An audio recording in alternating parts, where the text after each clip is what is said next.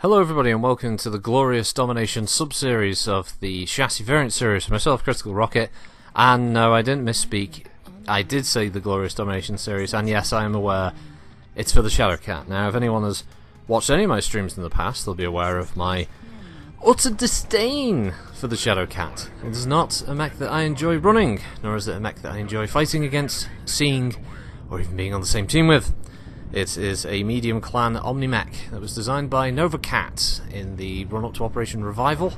It was intended to replace the Ice Ferret, which I would argue is probably on par with in tabletop aspects. In MechWarrior Online, however, I have to concede it is a better mech than the Ice Ferret, and as such, it was only referred to as the Shadowcat, even during its encounters with the Inner Sphere. Mostly because at the time there were no surviving pilots to have given any name for the mech up until the Battle of Tukiyid. Comstar were aware of this, and thus the Com Guards used the same name as the clans. So it's actually one of the few clan battle mechs that doesn't have an alternate name, such as the Ice Ferret being called the Fenris, for instance, by Inner Sphere forces, or the Mad Dog being called the Vulture, so on and so forth. So, in terms of MechWarrior Online, Shadowcat is one of those mediums that you always see. A bit like ER large laser ravens used to be. They would be the last mech on the team. They haven't helped in any way, shape or form, but the player has managed to survive the entire time because he's been under ECM and he's been using long range weaponry, and he's just been running around scratching people with laser fire and not really helping the team in any way, shape or form. Well, the A is kind of that with a Streak 6. It lacks the ECM, but the Shadowcat A that you see here is the 2 ER large lasers and a Streak SRM6. And that's about it, really. All of them have pretty limited hardpoint availability outside of the PGI made up P variant, which has 7 ballistics for some crazy reason.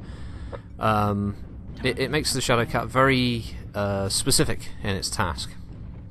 So the Alpha is actually a build that's quite fun to run. The ER larges give it the capability to do, as I said, the sniping, whereas when I play it, I'm not trying to hide at maximum range trying to scratch people. I'm actually getting fucking stuck in, which is one of my main problems with the Shadowcat, is that too many people have a tendency to run mechs like this and others as these little snipey builds because they think they're contributing to the team, but in reality they're not. Sure, they're going to pick up maybe 1 or 2 kills near the end of the round when most of the enemy team have finished fighting and they're all a bit beat up, but that doesn't justify how you could have helped your team more by actually being stuck in the fight. And that's the main reason I dislike the Shadowcat. As far as looks go, it's a cool looking mech. I should also like it more because it's NovaCat, and I don't actually mind NovaCat from the clan side of things, but I don't know, it's just a mech that I remember when it came out, it was a miserable time trying to get 3 of those things ranked up so I could unlock the master slot on it, and by the time I was finished with it, I was just sick of the bloody thing. I was terrible with the Gauss rifles. It's one of the weapons I've always been bad with, its Gauss system, so the Prime was never one that I was a big fan of.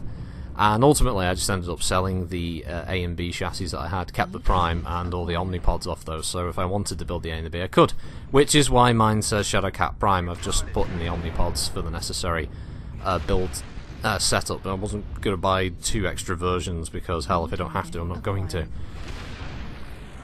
So yeah, if you have that as a question, well, why does it say Prime? That's the reason. I've just moved the Omnipods around.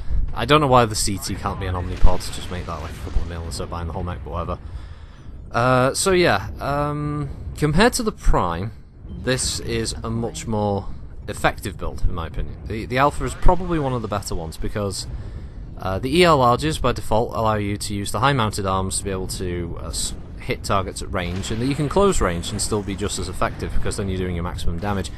And I'd say in the middle of a brawl like this, where you've got the maneuverability and the agility to keep moving in and out of the firing line, you can do pretty good damage with the 2 ER larges. And if you're lucky enough that somebody does get close to you, you've got your Streak 6. And you don't need a hell of a lot of ammo for that. I think the default build came with 2 tons, and personally it doesn't fire fast enough to justify the need for 2 tons. So you could probably get away with dropping it to 1 using the ammo perks, just to be able, on the skill tree, to be able to get a few extra shots out of that ton, and then just focusing on increasing the armor and probably some heat sinks to handle the large lasers if that's what you go for. I've seen people turn this in, or use the A arm HUD be able to create things like a PPC version, that kind of thing, but honestly I think the large lasers work pretty well for its intended role. You could throw in the ECM pod, which I think is off the Bravo Shadowcat. You could do that instead. Historically on the tabletop, this build was actually designed to be a more durable and long, sort of a more effective in the field version of the Prime by being able to use its lasers more for sniping. It sacrifices some range from the Gauss rifle to be able to continue its role as a hit and run mech.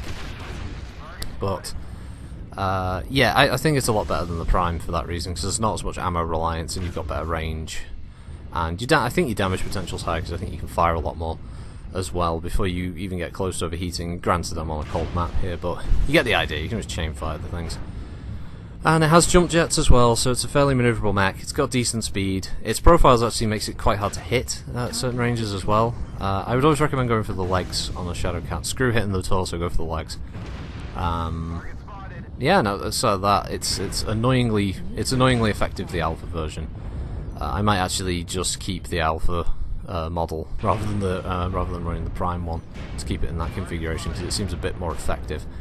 So yes, I might not like it, but it is a good mech. It's a good version, and for 45 tons, you can do a surprisingly decent amount of damage in this thing, which is one of the other reasons this was kind of annoying this ended up on the Glorious Domination series, because I think my damage was alright. I know some people think, like, oh, you only do 300 damage in this, you know, and he thinks that's, like, passable or whatever, but for stock weapons, yeah. I think 300 plus damage is pretty good for a stock weapon mech in MWO these days, considering the alpha vomit laser builds that the game is currently pushing. It's fairly useful. It's better than, you know, rocking out a Hellbringer. Oh, what's the Hellbringer got? Lasers. What's the Ebon Jaguar got? More lasers. Yeah, it just gets a bit old, a bit quick. That's one of the big downsides with clan gameplay I found so far, is that there's just a heavy emphasis. The higher the weight class you go, the more emphasis there is on just firing all the lasers. A couple of them are a bit different, but yeah, it's mostly just laser builds with clans now. So that's PGI's fault, though. It's not the actual, like, you know, the players or whatever. If PGI's going to make it go that way, that's how it's going to go, in it. So yeah, if you do pick one up, I actually recommend getting the alpha first. And that was the end of that one. So you can see the score and all the rest of it. So thanks for watching, everybody. Have a good week, and I'll see you on the next chassis video. Bye bye.